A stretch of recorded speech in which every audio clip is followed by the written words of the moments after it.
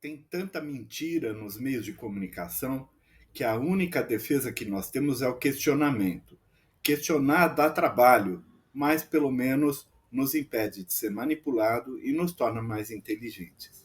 Essa é a 11ª estratégia de manipulação de consciências, a mentira por opção, a mentira deliberada dos meios de comunicação.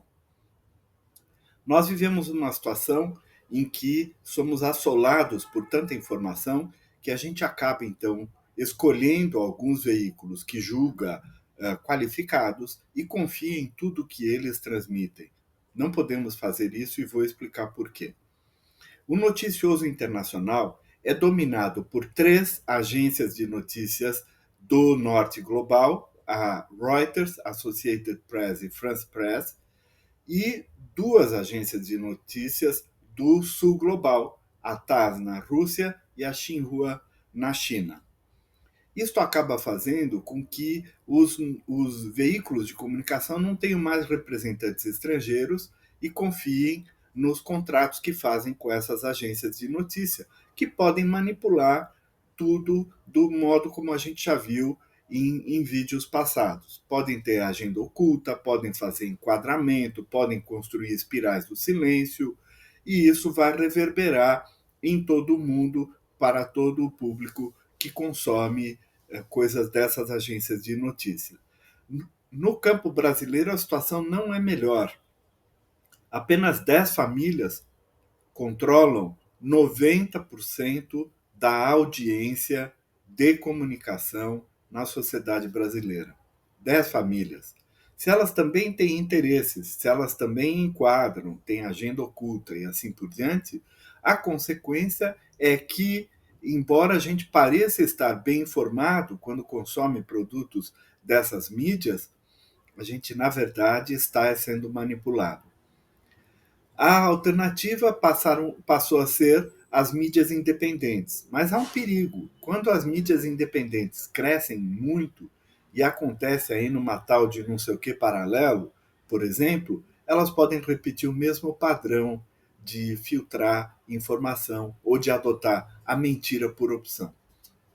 Por essa razão, nós precisamos então nos defender. Como funciona a mentira por opção? Em primeiro lugar, usando amostras viesadas. Vou dar um exemplo. Um único estudo mostrou que foi contaminado com febre amarela um paciente que havia se vacinado.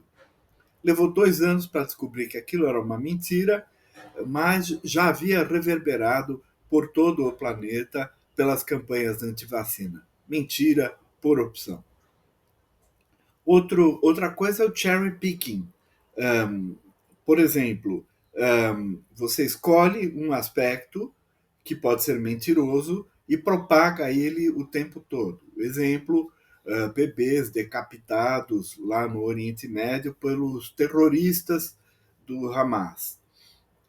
Também levou 1 ano para se perceber e comprovar que era mentirosa essa informação. Ela desnudou, inclusive, o New York Times, o maior jornal do mundo, mas o estrago já estava feito. Também se usa muito estatísticas enganosas e há uma longa questão envolvendo manipulação de estatísticas.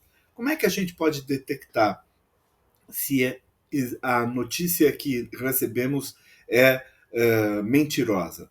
Em primeiro lugar, observando se aparecem fontes primárias. Fonte primária é aquela que está mais próxima do fato que gerou aquela situação e aquela notícia. Também é importante perceber se existem dados desenraizados, sem contexto, ou fora de escala. Também é importante considerar quem está sendo citado no noticioso. Se são pretensos especialistas, que na verdade são anônimos, desconhecidos, há um indício de que pode ser mentira por opção. Também, se o noticioso tem um tom de certeza absoluta, desconfie, porque, como Sócrates já dizia 2.500 anos atrás, só o que a gente sabe é que nada sabe. Ter certeza, na verdade, é uma manipulação. Por fim, a falta de transparência metodológica. Se citam resultados de pesquisa, mas não se conta qual foi a amostra, como foi coletada a informação, como foi analisada e assim por diante. Como a gente pode, então, enfrentar a mentira por opção? Em primeiro lugar, a gente deve procurar, na mente da gente, ampliar o contexto, as fontes e também os fatos.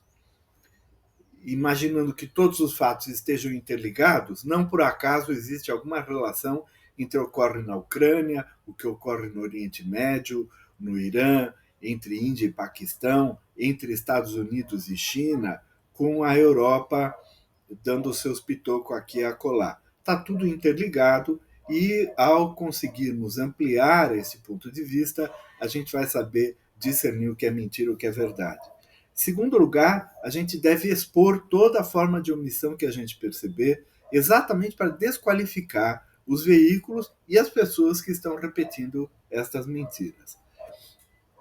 E com isso, então, nós vamos conseguir evitar todo esse efeito pernicioso do quarto poder, que eram os veículos de comunicação.